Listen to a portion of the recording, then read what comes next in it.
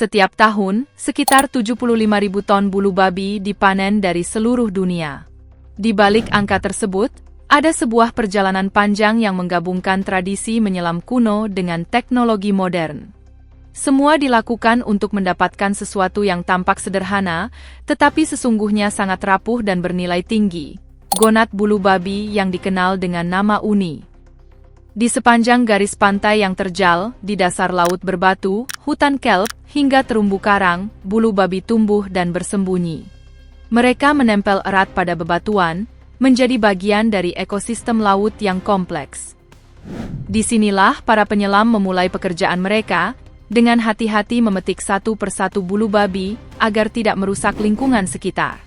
Teknik ini memang terlihat sederhana, tetapi membutuhkan ketelitian dan pengalaman panjang. Setiap bulu babi diambil dengan cara manual. Para penyelam tidak bisa sembarangan menariknya, karena cangkang berduri tersebut sangat rapuh. Jika pecah, gonat di dalamnya bisa rusak dan nilai jualnya pun menurun drastis. Oleh karena itu, sebagian besar penangkapan dilakukan di zona yang sudah diatur dan diawasi ketat, sehingga populasi tetap seimbang dan keberlanjutan terjaga. Setelah dikumpulkan, bulu babi dimasukkan ke dalam keranjang atau jaring khusus, lalu dibawa naik ke permukaan. Proses pengangkatan ini pun dilakukan dengan hati-hati karena benturan kecil saja dapat membuat cangkang retak. Di kapal, bulu babi ditutup dengan kain basah atau rumput laut segar untuk menjaga kelembapan. Pada operasi yang lebih besar, kapal dilengkapi dengan tangki air laut agar bulu babi tetap hidup sampai tiba di daratan. Tujuannya jelas, meminimalkan stres pada hewan laut ini dan menjaga kesegaran uni di dalamnya. Setibanya di darat, bulu babi segera dibawa ke fasilitas pengolahan. Disinilah proses yang lebih rumit dimulai. Bulu babi masih dalam keadaan hidup saat diturunkan dari wadah, lalu dicuci bersih menggunakan air laut dingin atau air murni. Proses pencucian ini penting untuk menghilangkan pasir, alga, dan organisme kecil yang menempel di cangkangnya. Setelah itu, barulah masuk ke tahap pembukaan cangkang. Secara tradisional, pembukaan dilakukan dengan tangan menggunakan gunting kecil, pisau, atau alat khusus. Bagian yang biasanya dipotong adalah sisi mulut bulu babi, kemudian cangkang dibelah perlahan hingga terbuka. Teknik ini memerlukan keterampilan tinggi, karena sedikit saja kesalahan bisa merusak isi di dalamnya. Proses manual ini memang lambat, tetapi memungkinkan kualitas uni tetap terjaga, terutama untuk produk premium yang ditujukan ke pasar kelas atas. Di pabrik berskala besar, proses ini sudah banyak dibantu oleh mesin pembelah bulu babi. Alat ini bisa membuka ribuan ekor dalam sehari dengan potongan rapi dan cepat. Meski begitu, tenaga manusia tetap dibutuhkan untuk memeriksa hasil potongan dan memastikan gonat di dalamnya tidak hancur. Mesin mempercepat pekerjaan, tetapi mata dan tangan terlatih tetap menjadi penentu kualitas. Setelah cangkang terbuka, muncullah bagian paling berharga, 5 lobe berwarna emas oranye yang disebut uni. Bagian inilah yang diburu dunia kuliner. Para pekerja menggunakan sendok kecil, pinset, atau alat isap untuk mengangkatnya.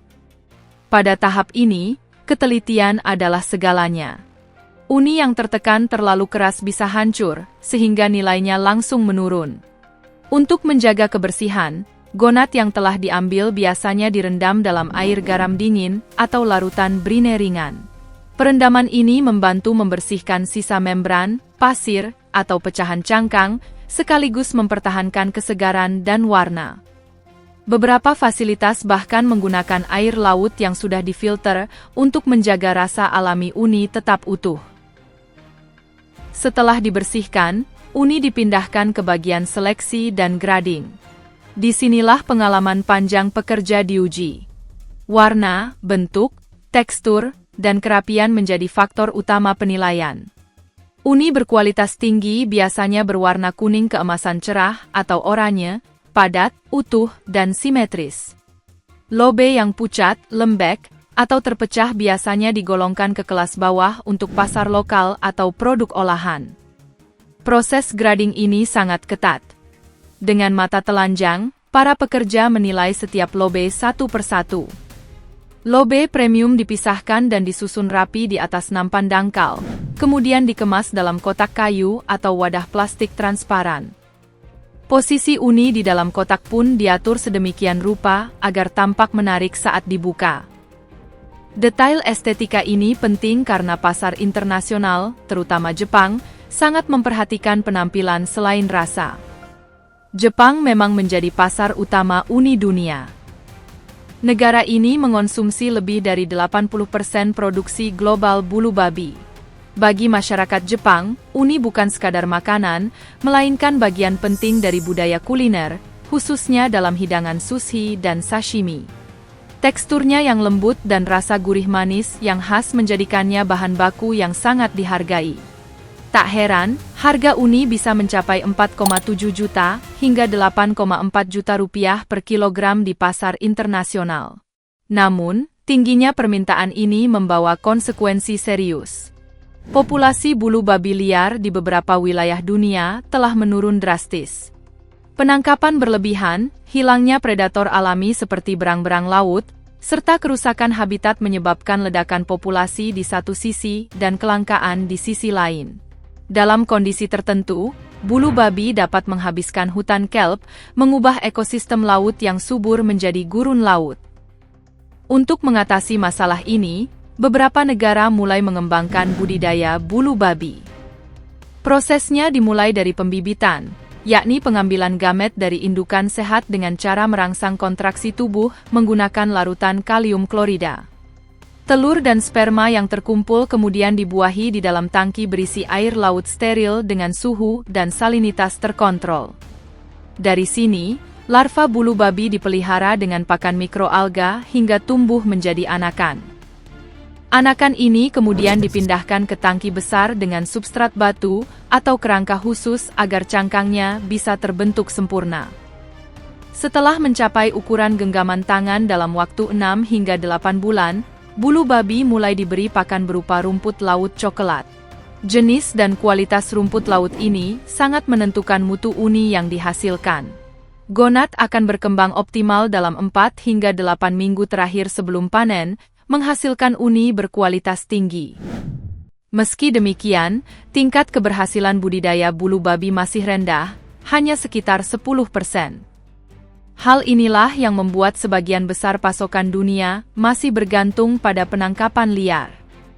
Karena itu, kombinasi antara perikanan berkelanjutan dan budidaya menjadi kunci masa depan industri uni.